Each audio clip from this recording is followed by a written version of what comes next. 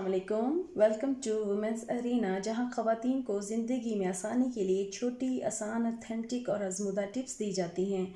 तो आज हमारी जो टिप है वो है गुस्सा उतारने का।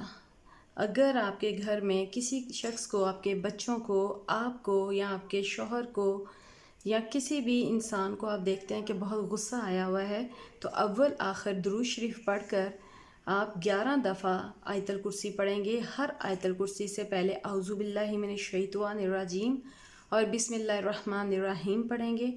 फिर आप उसके सर वाली जगह पे, सर पे फूंक देंगे।